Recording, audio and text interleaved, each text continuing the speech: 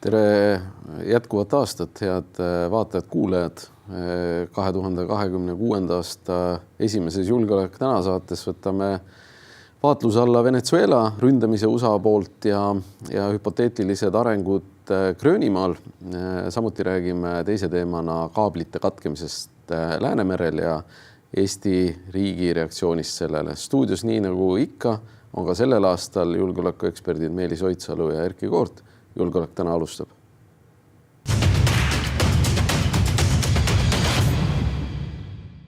No nii, head jätkuvat, Meelis. Head uut aastat. Ja, ma saan aru, et ma saan pudeli.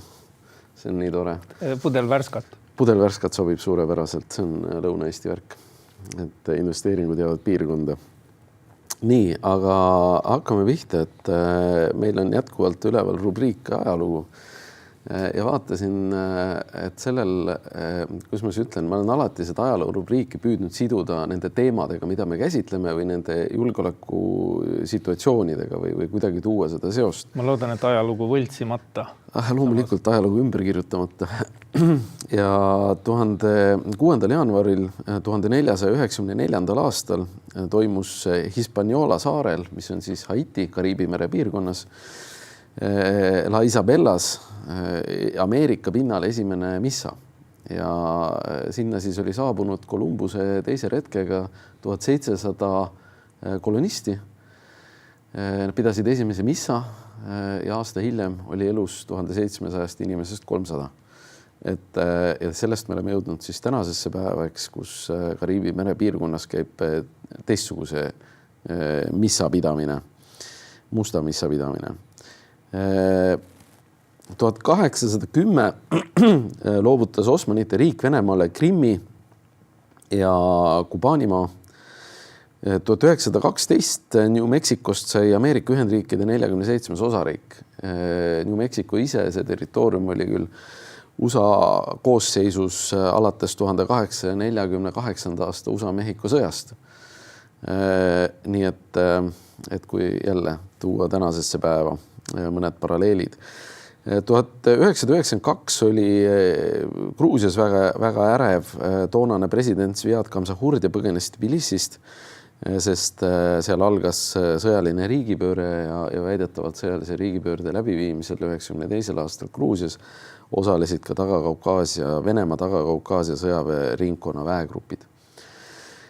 2021. aastal toimus Ameerikas väga mälestusväärne sündmus, Kapitooliumi ründamine Trumpi toetajate poolt, kellele siis Trump nüüd 2025 uuesti ametisse saades ühe esimese asjana kohe armu andis.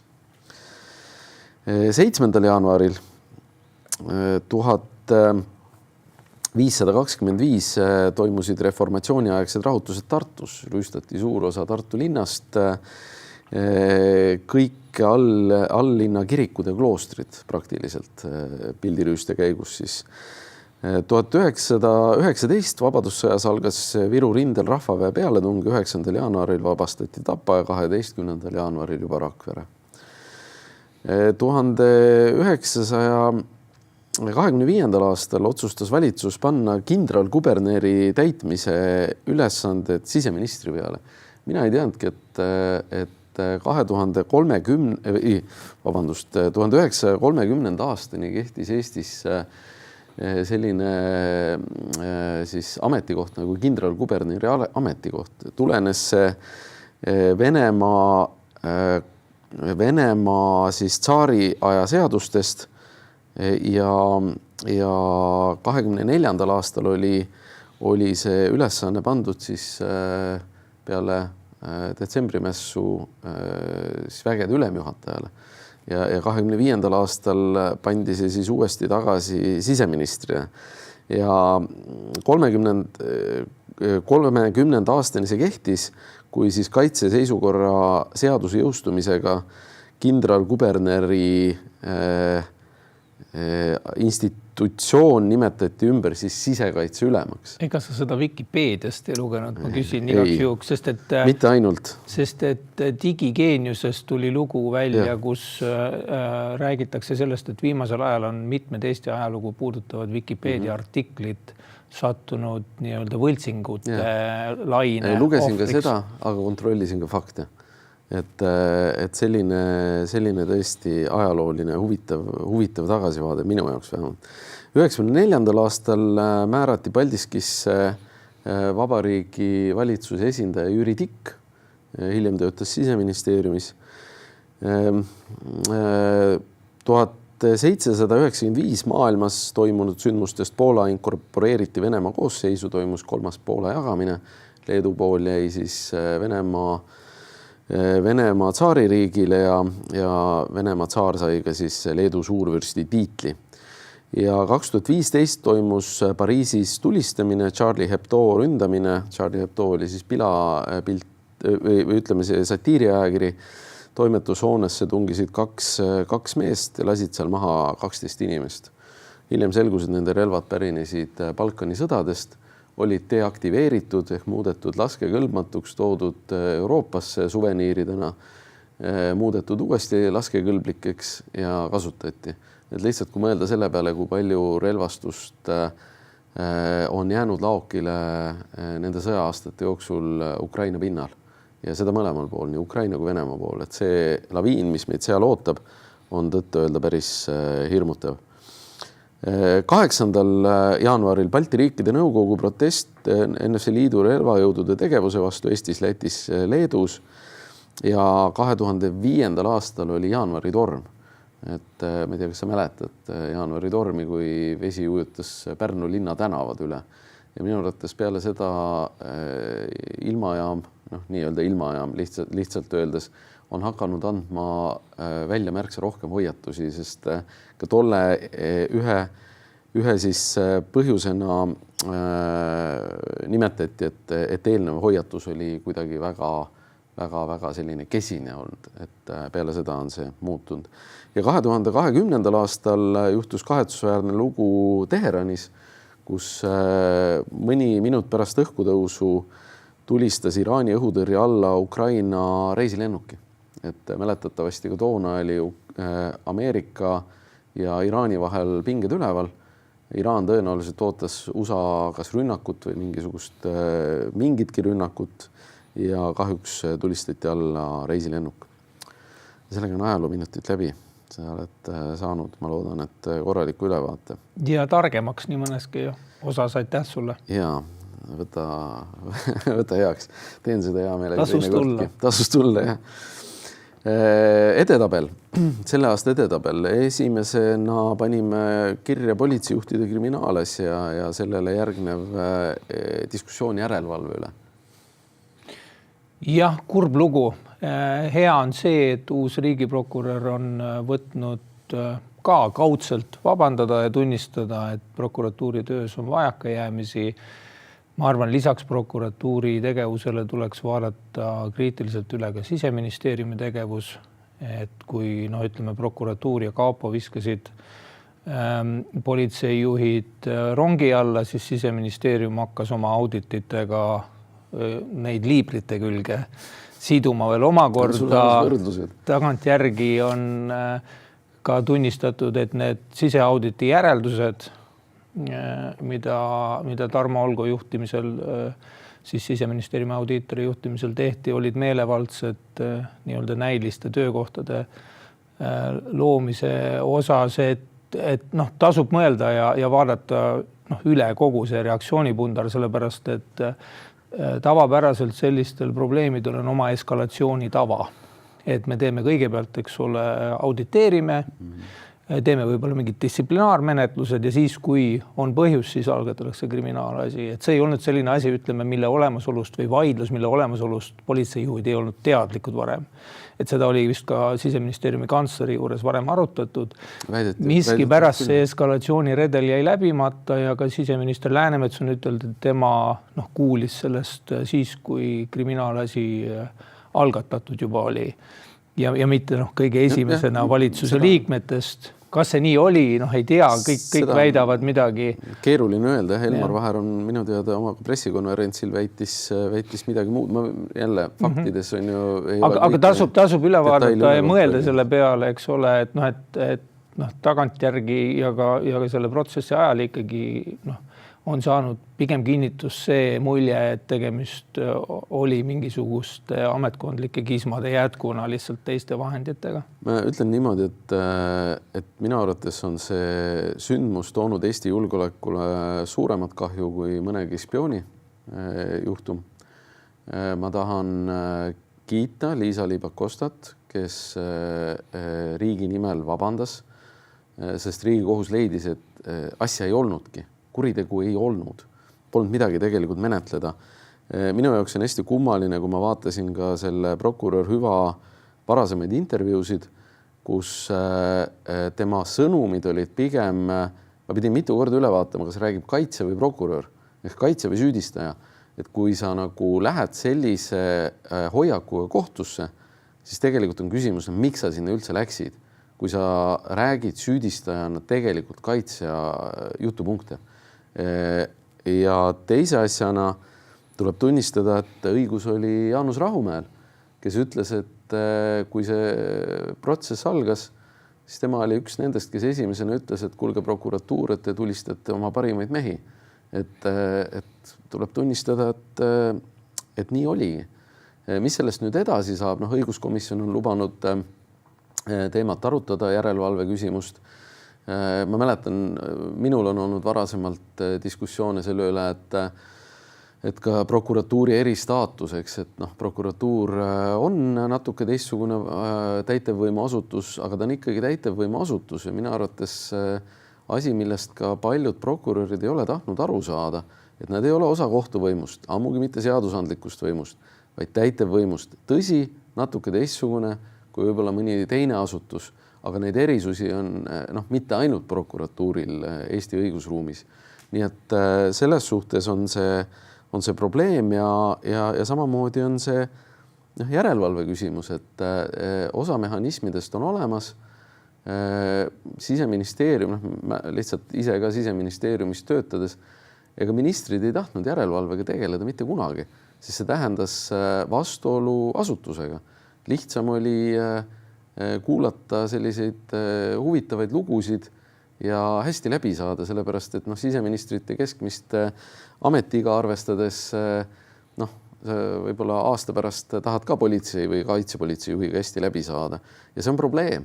See on tegelikult probleem ja ma olen täitsa veendunud, et kui järelevalve oleks olnud nõutaval tasemel, ei oleks seda sündmust mitte kunagi juhtunud. Ja see kahju, mis selles sündmuses tekib, ei ole veel läbi. Ja küsimus on ka selles, et milline on julgeolekuasutuste mõju ka ministeeriumide, eks ole, personalipoliitikale. Siin üsna hiljuti värbas Kaapo sisejulgeoleku asekantslerit, mis on nagu väga veider, tegi nii-öelda pakkumisi inimestele. Et nii see ei peaks olema. Mida see silmas peal?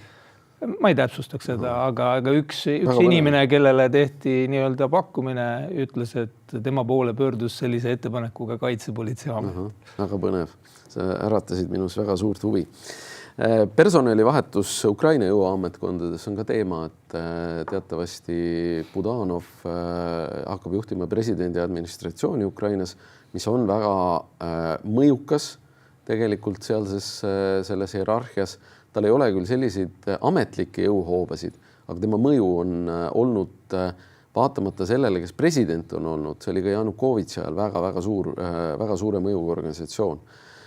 Samuti on siis välisluurejuht toodud nüüd juhtima seda sama sõjaväeluuret, kus Budanov lahkub ja sisejulgeolekuteenistuse SBU juht vahetatakse ka välja mingil täiesti arusaamatul põhjusel.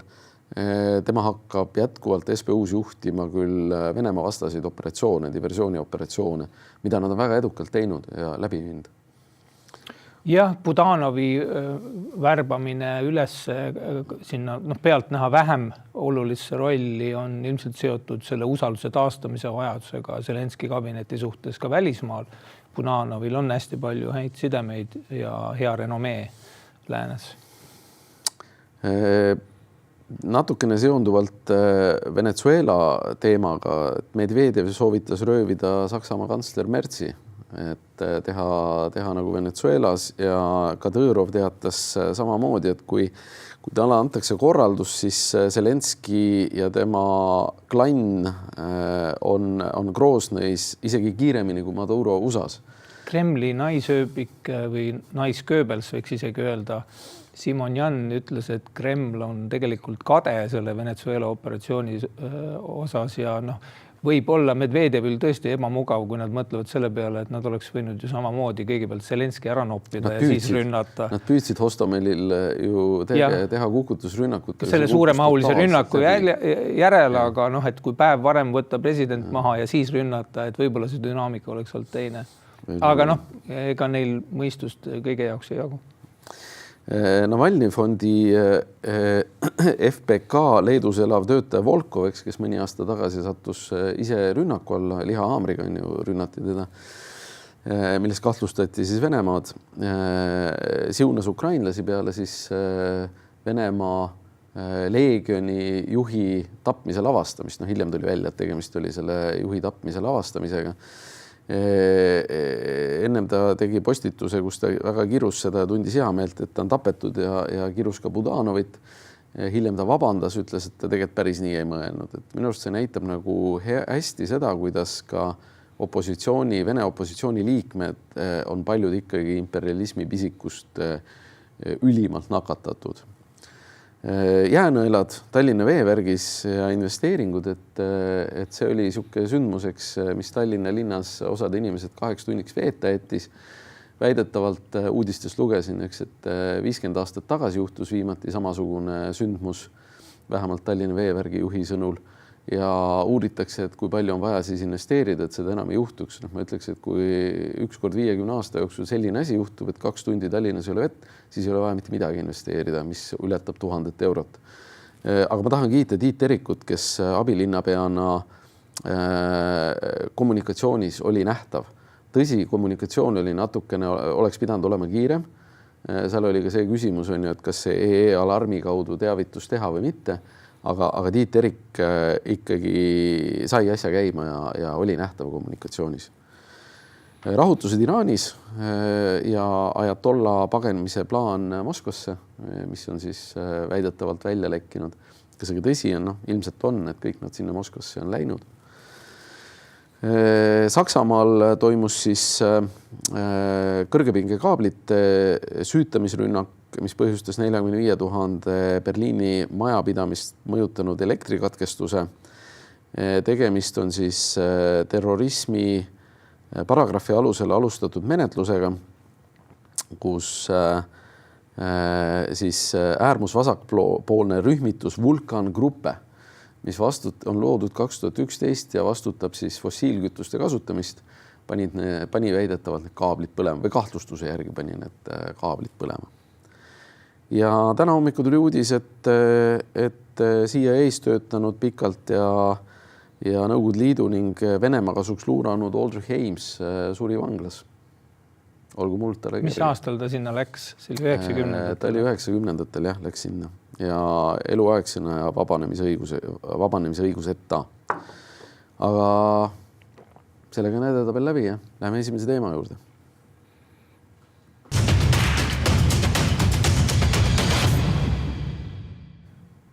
Meie esimene teema on Venezuela ja seal toimunud kukutusrünnak. Et tegelikult väga paljud Eesti inimesed, ma arvan, ei teadnud, kus see Venezuela üldse asub ja ka ma vaatasin, et päris palju vaidlust oli inimeste vahel selle üle, et kuidas Venezuela on õige eesti keeles kirjutada, kas TS või Z. Et Vene on ees, see on selge. Aga et kuidas see õige kirjapilt on, et Eesti Keele Instituut soovitab Z-iga kirjutada muuseas. Teine terminoloogiline küsimus on see, et kas seda nimetada kukutusrünnakuks, et Maduro võeti küll ära, aga see sotsialistlik fundamentalistlik režiim jäi sinna ikkagi alles. Autoritaarne režiim, mille kaitseministriks on inimene, kelle eesnimi on Vladimir Iljitš Lenini järgi, et noh, siin on puhkenud ka arutelu, eks ole, rahvusvahelise õiguse ja sellise rünnaku sisulise õigustatuse üle. Ütleme nii, et rahvusvaheline õigus on siin üsna selge. Rahvusvaheline õigus ei ole tavapäraselt õigus selles mõttes, et seal ei ole jõustajat sarnaselt muudele seadustele ja seda üritatakse alati nihutada. Eriti nii võimsate riikide poolt nagu USA. Ja me oleme olnud varasemalt ka selle tunnistajaks. Meie enda nii-öelda süüme bilansis on osalus Iraagi operatsioonis, mille üle oli ka suur vaidlus. Siis me olime justkui nii-öelda omakasupüüdlikult USA poolel NATO-ga liitumise eel ja nüüd on meil natukene tänu sellele taagale ka natukene raskem, eks ole, USA-d hukka mõista, et sisulise poole pealt USA sekkumine oleks õigustatud siis, kui sellele järgneks nüüd demokraatia ehitamise püüe.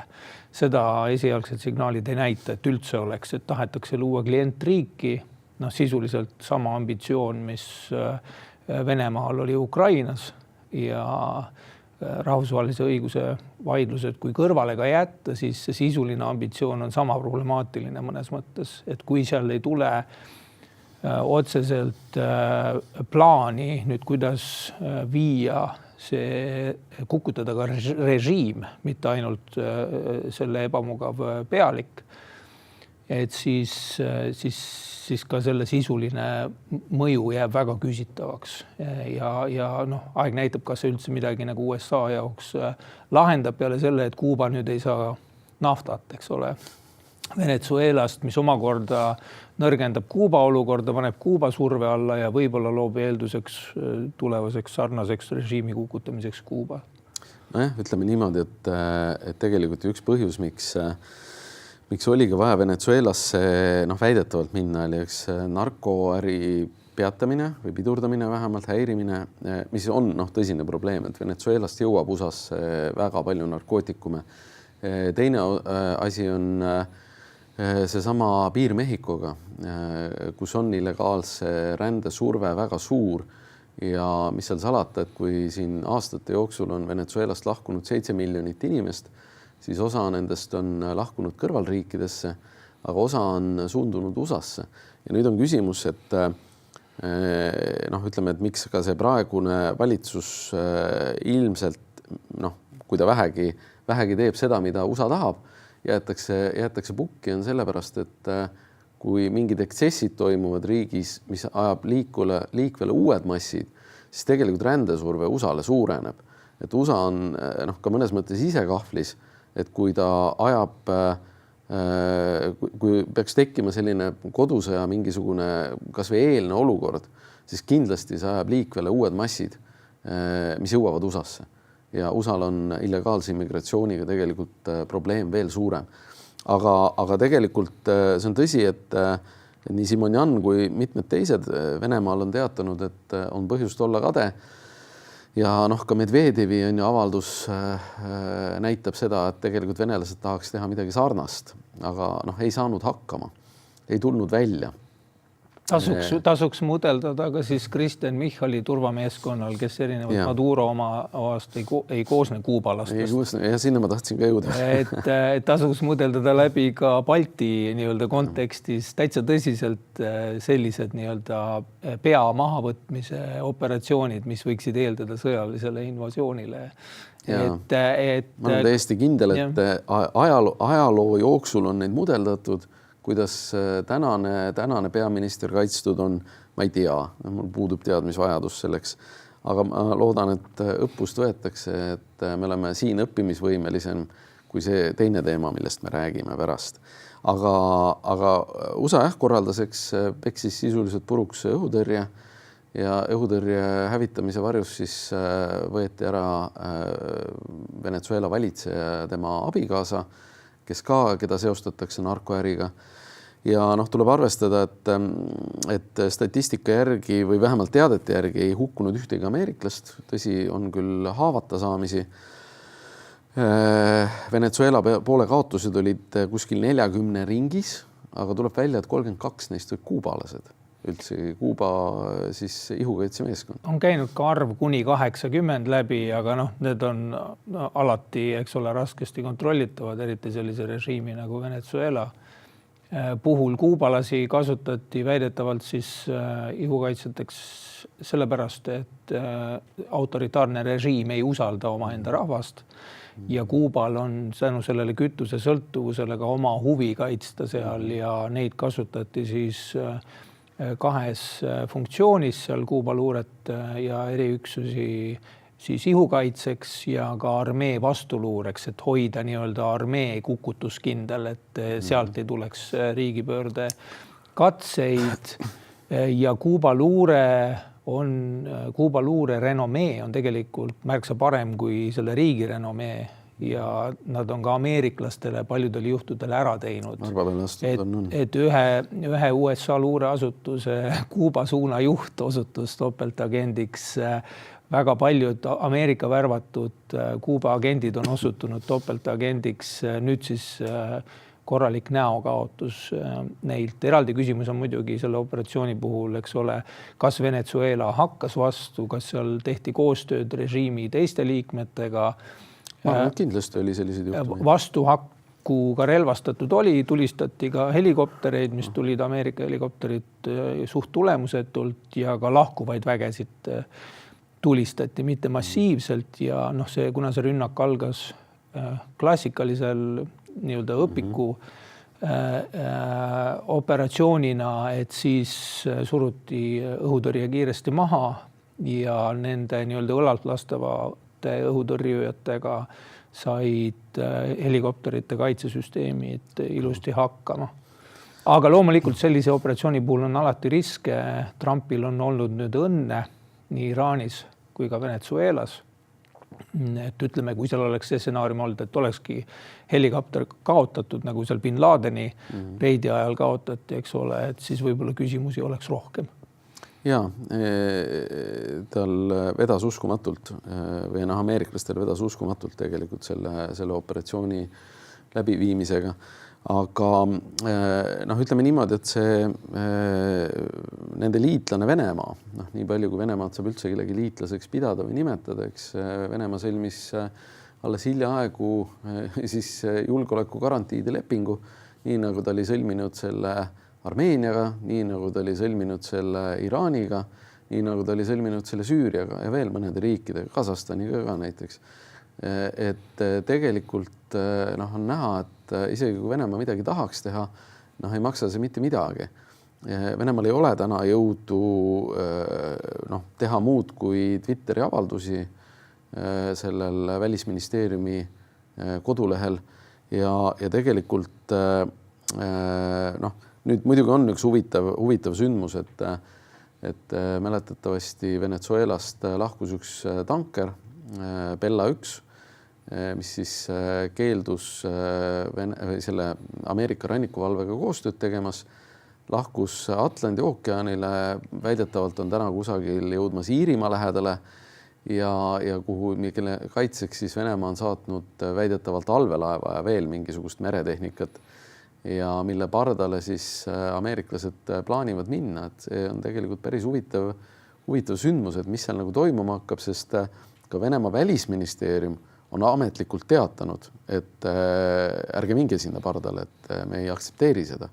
Nii et kas ameeriklased sinna lähevad, suure tõenäosusega lähevad, kas nad sealt midagi leiavad, ei ole enam kindel, et Atlandi ookeani põhi on piisavalt pikk, et sinna jõuab kaotada ära väga palju asju selle sõidu jooksul. Aga jälle venelaste reaktsioon näitab tegelikult selle varilaevastiku tähtsust neile. Tänasesse saatesse meil Ukraina teemat peale nende ametipositsioonide roteerimise ei jagugi ja osaliselt seetõttu, et siis ka Gröönimaa on nüüd sattunud tähelepanu alla, Gröönimaa annekteerimine tulnud uuesti teemaks ja Taani selline vastuseis ja ka Euroopa liidrite varajane häälekus on tegelikult olnud ikkagi muljetavaldav. Trump on varem ka teinud sarnaseid avaldusi Gröönimaa äravõtmise kohta. Ütleme, sellist vastuse laviini pole saadud, et need päästikud on läinud õrnemaks selle Venezuela juhtumi valguses, mille kohta enamik Euroopa riike ütlesid ikkagi, et tegemist on rahvusvahelise õiguse rikkumisega hästi pehmes sõnastuses. Saksamaa seal laveeris ja Itaalia üritas ka õigustada seda nii-öelda narkoterrorismi asja, mis on ikkagi, võib olla hübriidsõjana käsitletav, aga ikkagi kahtlane. Ja nüüd ongi huvitav näha siis, mis dünaamikaid toob kaasa kaasa arvatud NATOs. On räägitud ka, Taani kaitseminister on rääkinud NATO lõpust, seda on natuke raske uskuda või peaminister, et seda on natuke raske uskuda, sellepärast, et seni kuni USAs on demokraatia, seni on liitlastele kasulik NATO hoida siis mingites muudes kontekstides ikkagi ka teoreetiliselt tegutsemisvalmis ja otsustusvalmis, et pole välistatud, et isegi, kui väga küüniliseks minna, et isegi Gröönimaa annekteerimise järel NATO saab toimida. Sest Gröönimaa jääb ju NATOsse. Sest ka Gröönimaa jääb NATOsse ja USA kaitse alla, aga loomulikult mingeid... See on ka täna USA kaitse all tegelikult. Mingeid realiteete see oluliselt muudaks ja ka Ameerika tulevastel valitsustel saab olema väga raske Venemaale järgmiste rünnakute puhul, ka Ukraina rünnaku puhul kriitiline olla. No ütleme niimoodi, et selle Venezuela puhul on ikkagi see, et muidugi on rahvusvaheline õigus sattunud löögi alla, et väikeriikide puhul see on oluline. Hästi huvitav vaadata Eesti poliitikute diskussiooni, näiteks siin osad ütlevad, et see on tänase maailmakorra lõpp, on ju, näiteks Marko Mihkelson, väliskomisjoni esimees, samas Euroopa Parlamendi saadik Jaak Madisson kirjutas, et ärge mölisegem, et midagi pole juhtunud, et ameeriklastega on kõik korras või meiega on kõik korras. Ma ei tea, kust võtab Jaak Madisson selle enesekindluse midagi sellist väita. Loomulikult on meie lootus, et meie suurim liitlane ei ole NATO-t hülgamas, aga fakt on ka see, et me peame mõtlema ka mingisuguste sündmuste peale, mille puhul võiks öelda, et tegemist on musta luigega, et me ei taha nende peale mõelda, me tõrjume neid mõtteid ja otse öeldes, et Trumpil võib kas või kintsu kraapida, aga see ei pruugi mitte midagi aidata, mitte midagi muuta. Tundub, et siin arvajatel ka, kelle ring on päris lai, et ei ole ainult rahvusvahelise õiguse ja julgeoleku spetsid siin arvamas, et sellest on saanud ka omamoodi nagu rahvaliikumine, ma ei tea, kas siin Venezuela seebikad on loonud mingi kultuurilise pinnase selleks, et tuntakse tabasid naelapea pihta. Aga tasuks üle vaadata ja Eesti ka nende praegu USA kriitiliste arvajate avaldused, kui nad on nii kaua elus olnud Iraagi sõja alustamise ajal ja õigustada kindlasti ühtegi sellist ühepoolset relvastatud sammu ei saa. See on selge, et selles plaanis seal ei ole mingeid tagasid ja tulebki jääda printsiipide juurde, kas see on ajaloos pretsedenditu samm ja maailmakorra lõpp, selles ma väga kahtlen, et siin on varem toodud seda Panama operatsiooni 89. aasta oma, mis on üsna sarnane Grenada, et neid pretsedente on ja kahjuks suurriigid kasutavad sageli ka ühepoolset jõudu ja fakt on see, et ÜRO sellise rahvusvahelise õiguse tagajana ei ole tõhus. Pole ka varem olnud. Ja see on ka mõnes mõttes loogiline, et senikaua kuni siia ei saabu planeedile maa mingisuguseid ülivõimsaid tulnukaid, kes suudavad jõustada ja korrale kutsuda ka USA-suguseid riike, et senikaua need asjad jäävad ka toimima. Meie peaks vaatama, et me ise ennast selle tõttu lõhki ei rebi sisemiselt. Absoluutselt. Meil jäi korra pooleli veel see Moskva. Ma imestan, et veel Moskva ei ole tulnud välja sellega, et Ukrainas on narkolaborid ja me tahame seal olid biolaborid. Seal olid varem biolaborid, aga see teema on nüüd kadunud. Et ma usun küll, et ikkagi see narkolaborite teema lähiajal välja ujub. Ja muidugi Trumpile on hea öelda Putinile, et ma saan väga hästi aru, mida sa tegid, sellepärast, et me teeme seda sama asja Ukrainas. Aga muidugi ühel juhul poole tunniga ja teisel juhul kahjuks on see, kestab juba 4 aastat, et see on tõsine probleem. Aga tulles nüüd uuesti Gröönimaa juurde, siis sealsamas Gröönimaa Trump kinnisvara ärimehena näeb Gröönimaas ühte suurt tühja krunti, mis on vaja täis ehitada või ära asustada. Ja mõnes mõttes ta tekitab paralleele ka sellise ulmefilmiga, kus kuhugi asustamata või vähese asustusega planeedile satub siis kolonisaatorite laev, kes hakkab seal siis kaevandama mingisuguseid maavarasid ja sellises suhtelises korratuskeskkonnas püüab siis mingit ühiskonda luua. Arvestagem sellega, et Gröönimaal tegelikult on rahvast vähem kui Lõuna-Eestis. Ja see on tohutu suur maa-ala, kus on ülivähe rahvast ja kas Hiina ja Venemaa tunnevad selle platsdarmi vastu huvi? Muidugi tunnevad. Erinevalt Hiinast ei suuda Venemaa peale käkikeeramise seal mitte midagi teha. Ta lihtsalt ei ole majanduslikku jõudu, kui ta tuli uudis siin mõni nädal tagasi, et ei suuda ehitada valmis jäälõhkujaid, sellepärast, et ei ole töökäsi. Muide, ma lugesin just selle töökätega seoses, lugesin just täna, kuidas Putin õnnitles Venemaa paraolümpiakoondist. Ma arvan, et Venemaa paraolümpiakoondise komplekteerimisega ei ole järgmised 10 aastat mitte mingit probleemi Venemaal.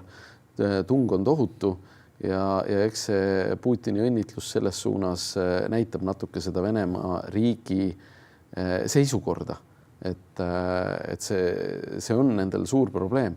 Hiina suudaks kindlasti Gröönimaa koloniseerida, kui tal selleks võimaluseks avaneks. Kokkuvõtteks tasub meelde tuletada, et 1951. aasta lepingu järgi on USA-l väga avarad võimalused oma sõjalist kohalolu ka praeguse territooriumide jaotamise alusel suurendada, et see nii-öelda annekteerimise vajadus on puhtalt kunstlikult tõstatatud poliitiline spinn, mis selle eesmärk on, kas see on ainult sisepoliitiline meeldida tahtmine või ka ütleme Euroopa survestamine, tähelepanu viimine Ukraina teemalt mujale, et saaks Venemaaga suhteid normaliseerida USA, me ei tea, et see on ilmselt, me mõtleme siin natukene üle, et võib-olla ka Valges Majas on natukene ütleme hormonaalsem kogu see välispoliitika planeerimine, selline Valgevse majas on ikkagi stabiilne geenius. Aga tulevikku vaadates siis Kariibi meres on ju ka Prantsusmaal, Ühendkuningriigil valdusi, et ütleme pärast Gröönimaad oleks seal veel üht-teist võtta, mida ka saaks justkui sõjalise vajadusena serveerida. 2 kommentaari, et tegelikult üks kommentaar selle Gröönimaa kohta ja USA vägede siis kohaloleku suurendamise kohta, et see on tõsi, et USA kohaloleku suurendamine Gröönimaal on lihtsam, kui oli Venemaa kohaloleku suurendamine Krimmis enne okupeerimist. Et Venemaa pidi taotlema luba iga soomuki asendamiseks lepingu järgi. Et USA-l on märksa avaramad võimalused ja üks asi tegelikult, mis mul meenus selle Venezuelaga seoses ja selle Kuuba kaitsemeeskonnaga, et võib-olla lihtsalt taustaks, et meile tundub 2 täitsa erinevat riiki. Mõlemad on hispaaniakeelsed, mis tähendab, et neid tegevusi on märksa lihtsam korraldada, kui mõnes Euroopa riigis oleks olnud. Et Ladina-Ameerikas on see keeleprobleemi selliselt ei eksisteeri, et Kuuba ja Venezuela mõlemad hispaaniakeelsed riigid tegelikult küll väikeste erisustega. Aga tõmbame selle teema kokku, et Gröönimaa lähistel varsti ka jõudmas üks tanker, mille puhul me siis näeme, et milline see USA tahe seal midagi teha on ja eks me lähipäevil kuuleme ka, Trump on lubanud 20 päeva jooksul siis Gröönimaa kohta midagi öelda, kas ta seda ka ütleb, elame näeme. Aga vahetame teemat.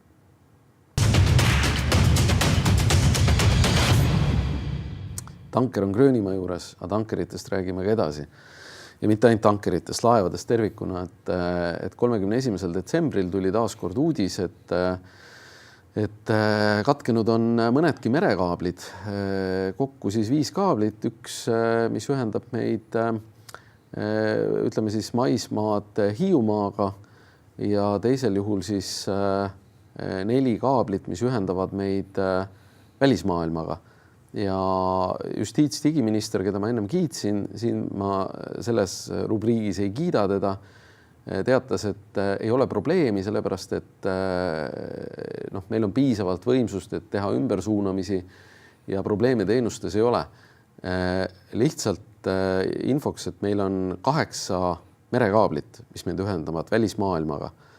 50% neist oli katki. Kuidas ei ole probleemi? Kui meil oleks üks kaabel veel läinud, siis oleks meil väidetavalt juba tekkinud probleemid ühendustega. Nii et minu arvates me suhtume nagu kergekäeliselt ja kui ma vaatan seda tervikuna, seda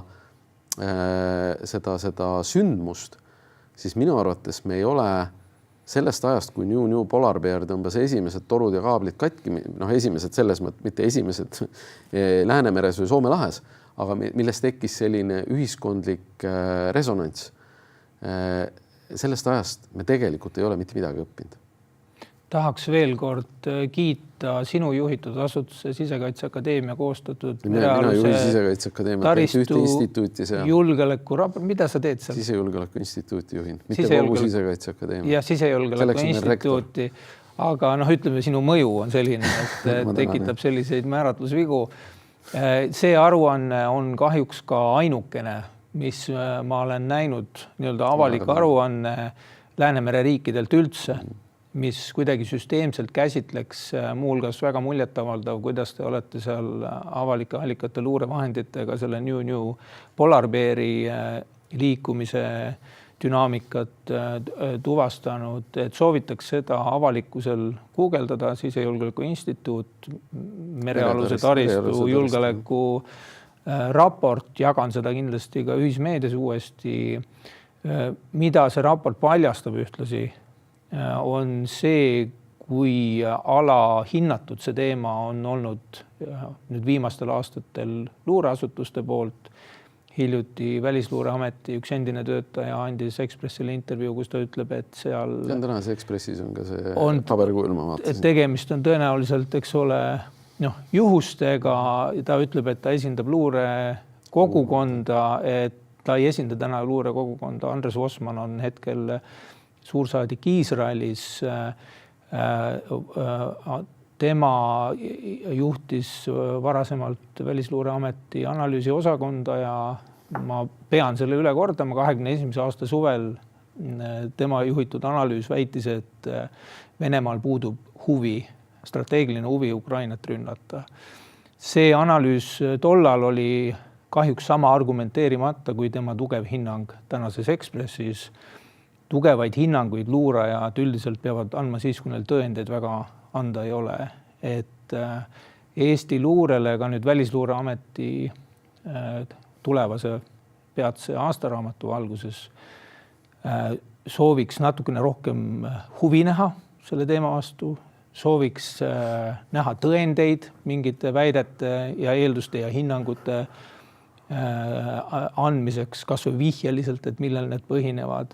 Ja seda võiks teha siis praegused luurejuhid ja luureanalüütikud, mitte endised, kes käivad tegemas põhimõtteliselt infooperatsioone, nii nagu tänane Ekspressi intervjuu, tegelikult on lihtsalt endise julgeolekuametniku osaliselt kõhutunde pealt teostatav infooperatsioon, millega ei peaks ka ametis olev, eks ole, suursaadik tegelema tegelikult. Me olime siin Kasahstani suursaadiku vallandamise tunnistamiseks, eks ole, et mis voli on Iisraeli suursaadikul käia esindamas praegu avalikkuses luure kogukonda, et tekitab väga palju küsimusi, et mis üldse meie luureanalüüsis praegu toimub ja miks merealuse taristu küsimus on nii alahinnatud üldse Läänemere luureteenistuste poolt, et peale teie instituudi keegi ei ole sellist struktureeritud teaduslikku analüüsi läbi viinud. Statistiliselt, kui ka rääkida statistikutega, et statistiliselt tõenäosus, et need viimaste aastate katkemised varasema statistika pealt, mis on ka hästi lünklik ja mille vastu ka riik ei ole kahjuks huvi tundnud, statistiliselt on see väga ebatõenäoline, et see on valdavalt juhus ja kui luureasutused ei ole leidnud tõendeid tahtluse kohta, siis loogika järgi see ei tähenda, vaadates kogu sündmuste võimalikku luurekeeles öeldakse morfoloogiat, ei saa öelda, et see tähendab, et baasstsenaariumina õnnetusjuhtum on alati tõendatud seeläbi, et tahtlus pole tõendatud. Et praegu nii Kapo varasematest avaldustest kui ka VLA avaldustest on tulnud välja justkui selline loogika, et kui tahtluse kohta pole infot kogutud, me räägime kogumisest ka, sest luure saab tõendada ainult kogutud info pealt, et siis ei ole alust väita, see heuristika, nagu üks kolleeg targalt eile ütles ka, et me peaks olema väikeriigi heuristika sellistes juhtumites, et see ei saa olla selline, et järelikult tegemist oli õnnetusega, ka õnnetuse hüpotees vajab tõendust. Ja tahtluse kohta tõendite puudumine, luurekeeles tähendab seda, et me ei ole lihtsalt luuranud teinekord, mitte seda, et seda ei olnud. Ütleme niimoodi, et suure tõenäosusega hindavad julgeolekuasutused oma infokogumisvõimet selliseks, et kui midagi oleks olnud, siis nad oleks selle tuvastanud. Aga ma toon ühe näite. Pronksööd mäletad aastal 2007? Väga hästi. Paljud ei mäleta enam. Aga ma toon niisuguse näite, et pronksöö järgselt ei mõistetud süüdi Eesti kohtus mitte ühtegi inimest selle sündmuse korraldamises. Ka küberrünnete korraldamises ei mõistetud mitte kedagi süüdi. Aga millegipärast ma olen lugenud aastaraamatutest, raportitest, et Venemaa luure oli selle sündmusega kuidagi seotud. Kriminaalõiguslikku hinnangut, kõik läksid õigeks, kõik kohtualused, polnud mingit süüd neil. Ükski neist ei olnud seotud Vene luurega, vähemalt seda ei suutnud mitte keegi tõestada. Ehk et minu arust me oleme nagu natuke samas olukorras, et ma saan aru, igat rünnakut või igat intsidenti ei saa nimetada hübriidohuks. Ei tohi, sellepärast, et siis me demoniseerime Venemaad, muudame teda suuremaks, teeme temast osa tööd ära. Aga ma arvan ka seda, et kui meil täna ei ole tõsikindlat tõendit selle kohta, et mingi madrusele või kaptenile on makstud selle eest, võib-olla kapten ei teadnudki, makstigi madrusele, et see tormiga ankru merre laseks, siis tegelikult väita, et tegemist ei ole kindlasti hübriidründega, on minu arust ka väär. Ja kui ma vaatan seda nagu tervikvaadet, siis mina peaministri laua peal ei näe, ei peagi nägema, aga täna jääb mulje, et peaministril või riigi juhtkonnal tervikuna ei ole sellist kõikehõlmavat ülevaadet, on mingisugused killud, on mingisugused täpid, kuhu on näpp peale pandud, öeldud, et võt see ilmselt ei olnud või meie hinnangul see ei olnud. Aga kas või see samast statistiline analüüs on ju, maailma juhtumid, et kui me väidame, et Venemaa ei kasuta siin varilaevast, hästi huvitav oli seesama Andres Osman selles intervjuus, millele sa ennem viitasid, teatas, et Venemaa tahab, nende huvi on vedada vaikselt naftat, et kellelegi mitte silma torgata. Ei ole. Venemaa ühiskond on pasunasse andmise ühiskond. Seal ei ole ja riigiaparaat on selle veel suuremaks peegelduseks. Nad hea meelega teevad selliseid toiminguid ja isegi kui nad täna me ei suuda tõestada, et nad on seda teinud, jälgivad nad meie reaktsiooni väga täpselt. Ja kui minul on väidetud jälle, et selle viimase juhtumiga olid soomlased laeval enne, kui Eestis üldse levis see info, ma ei mõtle ajakirjandus, ma mõtlen otsustajateni, et meil on kaablid katki, siis meil on mingi tõsine probleem. Ja minu arust on küll see, et kui ma ei ole märganud, et peaminister oleks määranud näiteks vastutaja, et kuule, taristuminister või siseminister või kaitseminister, sina vastutad, et meil kaablid ei katkeks ja meie maksumaksjale ei tuleks täiendavaid kulusid sellega. Sest kui võtta ainult üks kaabel, see elektrikaabel Estlink, mis katkes, küsisin järgi, selle kulu Eesti ühiskonnale, tarbijale hinnatakse 160 miljonile. Parandamine pluss kaudsed kulud. Lisa sinna Balticconnector, mis oli üle poole 100 miljoni euro kindlasti. Absoluutselt. Et see kogu kulu ja mis ongi huvitav on see, et see kogu kulu on juba üle 200 miljoni. Võib turvaliselt väita. Ma lihtsalt toon näite, et ainuüksi see üks juhe, see Estlink, 160 miljonit, kui sa jagad selle ära Eesti inimeste kogu arvuga, lihtsalt must matemaatika, siis sa saad, et me kõik oleme maksnud kaudselt 120 eurot selle parandamise eest. Ja kui sul on 4-liikmeline perekond, siis sa oled maksnud peaaegu 500 eurot. Mitte küll ühe korraga, mitte otseste kuludena, seal jaotub ka kindlasti ettevõtetele, aga ettevõtete tarbijad on ka inimesed. Tegelikult jõuab see ikkagi endiselt analüüsijuhilt Vosmanilt oleks tahtnud kuulda ka siis seletust alternatiivsele hüpoteesile Venemaa huvi kohta. Alternatiivne hüpotees ongi see, et Venemaa teeb seda, kuna see tekitab nii suurt majanduslikku kahju oludes, kus see tegu, selle omistamisvõime teistel riikidel on madal selle teo suhtes olemuslikult. Ehk siis, kui sul on nii suure kahju potentsiaaliga tegu, siis sa teed seda sellepärast, et see ongi seetõttu atraktiivne. Ja selliste hüpoteeside kaaskaalumist meie luureprotsessis reeglina ei toimugi. Et hästi palju tegeletakse lihtsalt liitlaste mingite hinnangute, tugevate hinnangute ja vähem tõendite levitamisega luure pähe.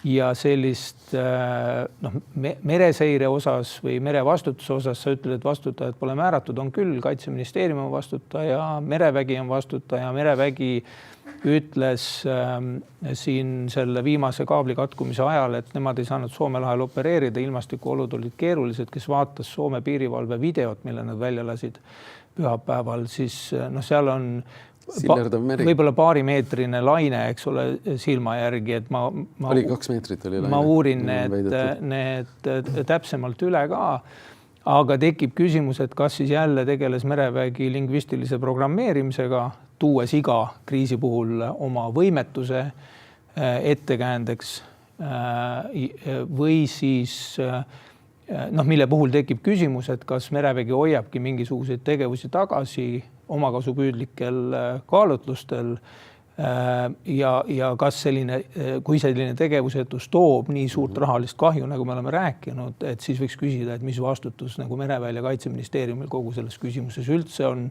See on praegu veel hüpotees, aga seda tuleb sõbralikult testida Mereväe varasema käitumise taustal ja viimane aeg oleks tegelikult siis elutähtsate teenuste omanikega koostöös riigil kaardistada ka varasem taustastatistika, et me ei peaks kuulama siin Iisraeli suursaadiku tugevaid hinnanguid, millel ei ole ühtegi argumenti ega tõendit peale ühe hüpoteetilise motiivi, mis omistatakse Venemaale.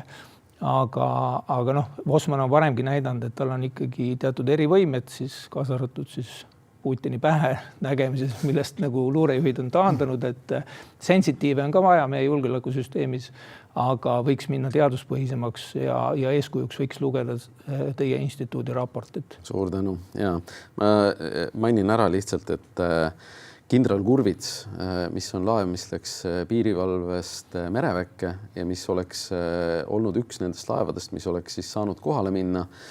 Merevägi ütles, et oli tormine, kindral Kurvits oli tormivarjus, mis on tõsi, oli tormivarjus, 2-meetrise lainega ta merele minna ei saanud. Küsisin järgi, piirivalvelaevana käis see sama alus merel 9-meetrise lainega.